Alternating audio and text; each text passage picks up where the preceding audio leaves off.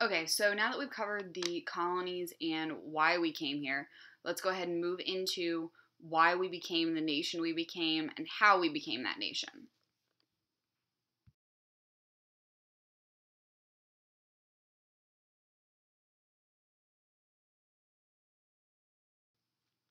Okay, so North America in 1750. Clearly, we're not the English aren't the only ones that are here in the North American continent.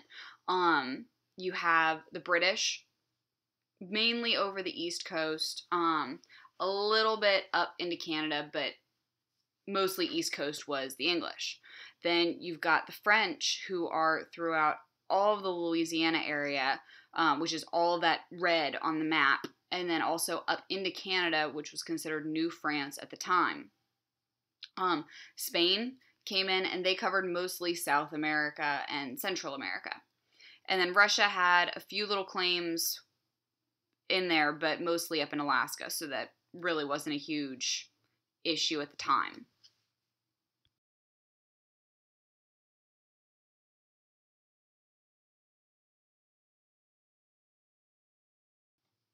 So rival claims. You've got claims by both the French and the English to the huge amount of territory along the Ohio River. So that was from the Appalachian Mountains to the Mississippi River. That's a lot of land. And it really came to a head where they just could not get along in 1750.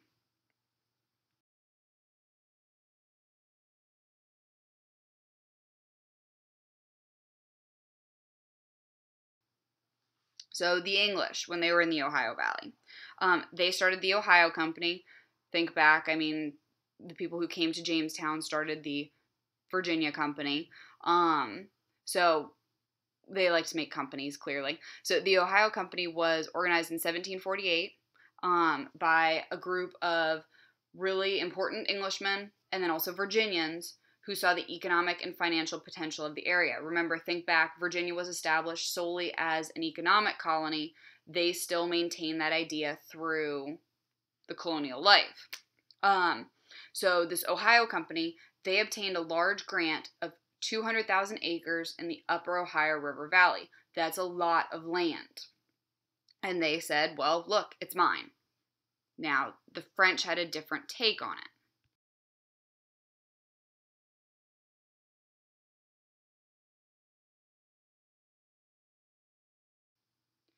So the French, they considered the Ohio River a vital link between New France, Canada, and Louisiana. They kept moving south and west in order to take care of that land. From basically Fort Niagara, which is up along the Great Lakes on Lake Ontario, and then drove out the English traders, and they claimed the Ohio River Valley for France. Can you see how this would become a problem between the English and the French around 1750?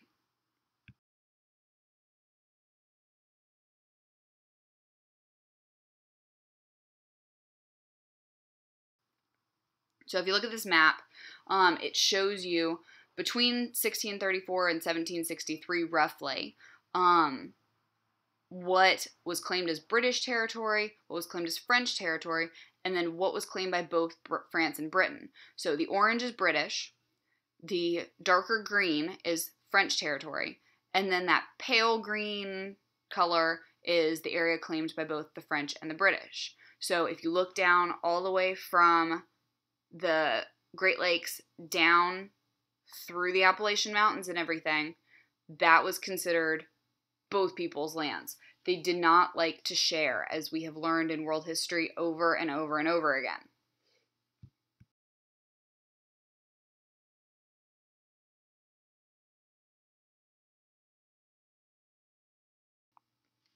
So, these rival claims. In 1753, Governor Robert Dinwiddie of Virginia learned that the French had built Fort Presque Isle near Lake Erie and Fort Le Boeuf in that part of the Ohio country named by Virginia. So basically, this governor found out and he was like, wait a minute, this is our land. What do you mean you're building forts on it? So this started really big tensions between the French and the English. So Governor Dinwiddie decided to send an 8-man expedition that was led by George Washington, good old George Washington, to warn the French to withdraw. The French refused to withdraw, and it set the stage for the French and Indian War. It caused lots and lots of problems.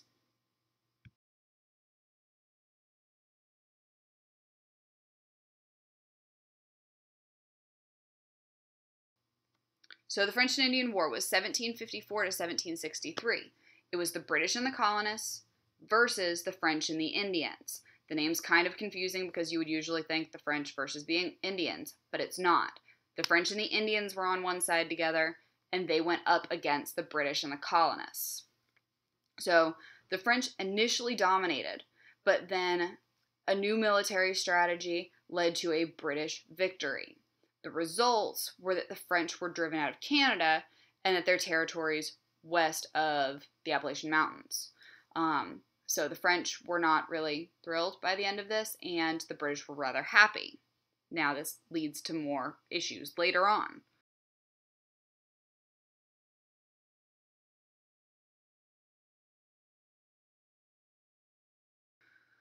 So before the French and Indian War, so that's the map on the left, you can see that the British territory is still largely the East Coast. The French have a whole heck of a lot there, Louisiana, Canada, and then the striped is the areas that they fought over.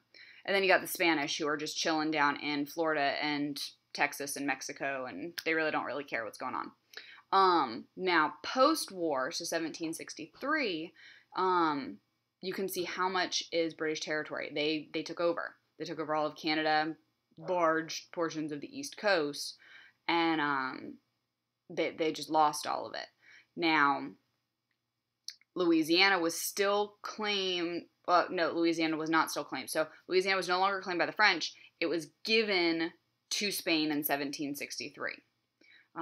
So the French really were kicked way out of the North American area.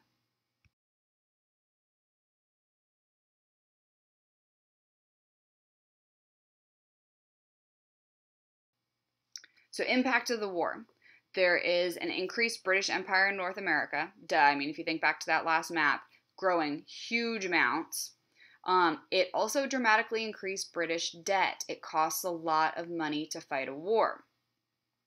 So the king and parliament look for ways to get rid of this debt. How do you think they get rid of the debt? How do you make money? Taxes. This causes a lot of contempt and anger among the colonists, and we will continue that line of thought later.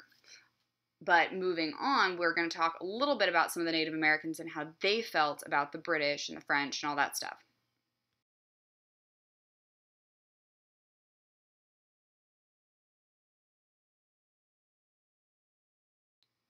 So, Pontiac's Rebellion. Native Americans that lived in former French territory, but now new British territory, found the new British authorities to be a lot less friendly and understanding as the French. So that kind of ticked a lot of them off. So in 1762, Pontiac, who was the chief of an Ottawa tribe, enlisted practically every Indian tribe from Lake Superior to the lower Mississippi, so that's a lot of area, for a joint campaign to expel the British from the formerly French lands. How do you think this might have worked out?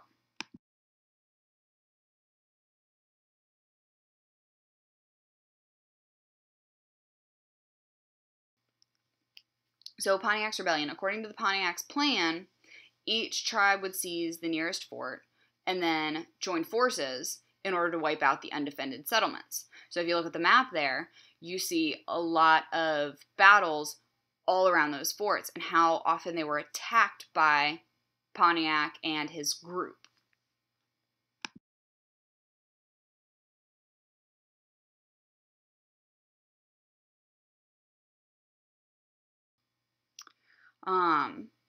So backlash to the Indian fighting and backlash to all the taxes. You've got Proclamation of 1763. So in order to stop the fighting between the Native Americans and the colonists, the British king and parliament decided to say, okay, you cannot settle west of the Appalachian Mountains. It was really expensive for the British to protect it anymore. They had no more money after the war. And they were like, look, just don't move west of it. Stay to the east of it, stay to the coast. We don't have to worry about that. It's already all civilized, no big deal. And hey, Native Americans, you guys can stay west of the Appalachian Mountains, and we're not going to worry about you. I mean, yeah, it's our land, but we're really not going to worry about you. We've got bigger fish to fry. How do you think the colonists felt about the Proclamation of 1763? Probably not too hot, considering a lot of people had land west of the Appalachian Mountains before this. So that led to a lot of angst and upset by the colonists that will help lead into the Revolutionary War.